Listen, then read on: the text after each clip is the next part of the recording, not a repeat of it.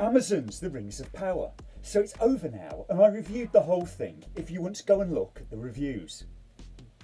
I'll leave a link below, but today I want to talk about this story that appeared in the news. I first read it on Gizmodo in a story titled "Workers Accuse Amazon's Rings of Power of Environmental Damage in New Zealand." And it's quite the story.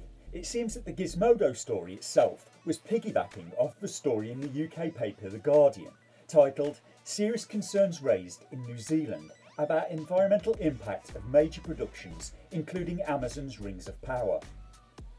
So a lot of the filming for the Rings of Power was done in New Zealand, and this part of the Guardian story stood out to me.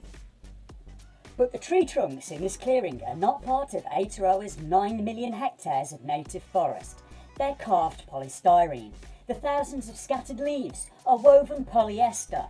The soil is actually a mess of plastic and bark chips. The white flakes are shaved polystyrene, and the cliffs were soon to be crushed into fragments and taken to landfill. One of the multitude of set pieces trashed and dumped in the wake of major film productions. So if the story's true, it would seem that in scenes like this, the trees are quite possibly fake, made instead of wood, of carved and painted polystyrene. The leaves are possibly fake, instead being made of woven polyester. The very ground is fake, which is clearly more sensible than just going and filming in a forest where the trees are already there, the leaves and ground are already there.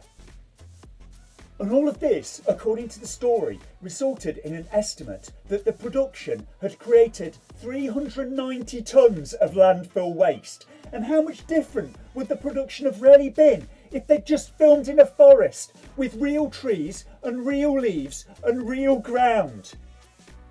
According to the story, leaked internal communications from the Rings of Power sustainability team, which was fully appointed almost a year into the production in January 2021, indicate the team was struggling to get to grips with the size of the problem.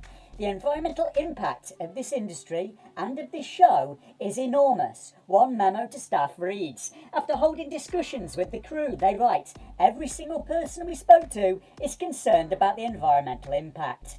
By July 2021, they write, the first season of the show, which is equivalent to around 3 to 4 films, had generated roughly 14,387 tonnes of carbon dioxide, 5 times what the British Film Commission estimates an average tentpole or blockbuster film would produce.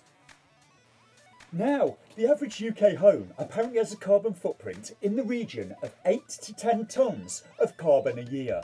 So the Rings of Power Season 1 had a carbon footprint roughly of what 1,400 UK homes would have emitted in an entire year. And as if this was not bad enough, it's made worse because they've done this on a Lord of the Rings property.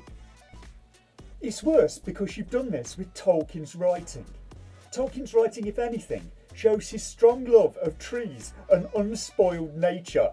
He was quoted in his lifetime as saying, "The country in which I lived in childhood has been shabbily destroyed before I was 10. Tolkien, you see, grew up in Warwickshire in England, in a region colloquially called the Black Country, and throughout his life he saw the growing industrialisation of Birmingham and the surrounding area, and this may have provided him with some inspiration for Mordor, which means the Black Land in Elvish. A lot of Tolkien's life may have provided him with the inspiration for things that later appeared in his writing. And anyone that's been to Birmingham can well believe it is an inspiration for Mordor.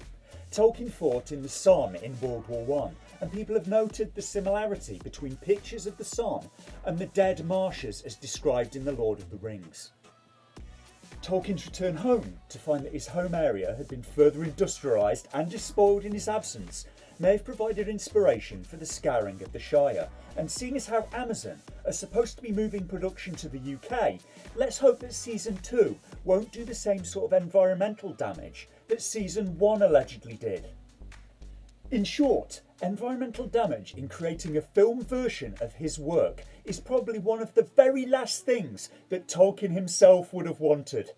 maybe the damage can be offset somewhat if a low carbon energy source could be found by harnessing the energy of Tolkien spinning in his grave. So, $1 billion allegedly sunk into this franchise, horrible ecological damage done, and the show at the end was not even very impressive. Well, doesn't that seem to be a bit of a theme for Amazon lately? At least this time, they didn't do it in the form of a giant phallic knob rocket. Could you make me a cup of tea, please, Stephanie?